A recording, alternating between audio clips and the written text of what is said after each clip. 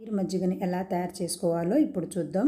ముందుగా ఒక mixing bowl తీసుకొని ఇందులోకి 1 కప్పు వరకు బాగా చిలికిన పెరుగును వేసుకోవాలి. అలాగే 1/2 టీ స్పూన్ వరకు అల్లం పచ్చిమిర్చిని పేస్ట్ వేసుకోవాలి. అలాగే రుచికి సరిపడా సాల్ట్, 1/2 టీ స్పూన్ కంటే సగం ఇంగువని యాడ్ చేసుకోవాలి. ఇప్పుడు ఇందులోనే సన్నగా తరిగిన కొత్తిమీర, పుదీనాను కూడా వేసుకున్నాక ఇప్పుడు ఇందులోనే 1 కప్పు చిలికిన పెరుగుకి 3 కప్పుల వరకు వాటర్ని యాడ్ చేసుకోవచ్చండి.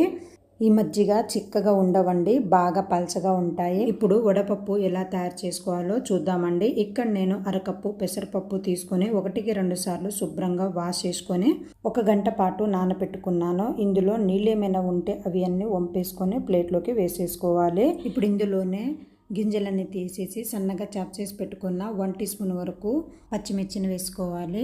అలాగే 1 టేబుల్ స్పూన్ వరకు సన్నగా చాప్ చేసి పెట్టుకున్న మామిడికాయ ముక్కల్ని వేసుకుంటున్నానండి. ఇన్ కేస్ మీ దగ్గర మామిడికాయలు లేకపోతే నిమ్మరసమైన పిండుకోవచ్చు. అలాగే 2 టేబుల్ స్పూన్ వరకు తురుముకున్న క్యారెట్ తురుమును వేసుకోవాలి. 1 టేబుల్ స్పూన్ వరకు సన్నగా తరిగి పెట్టుకున్న పచ్చి కొబ్బరి ముక్కలను కూడా వేసుకున్నాక రుచికి సరిపడా సాల్ట్ కూడా యాడ్ చేసుకుని అంతా కలిసేటట్లుగా ఒకసారి బాగా కలుపుకోవాలి.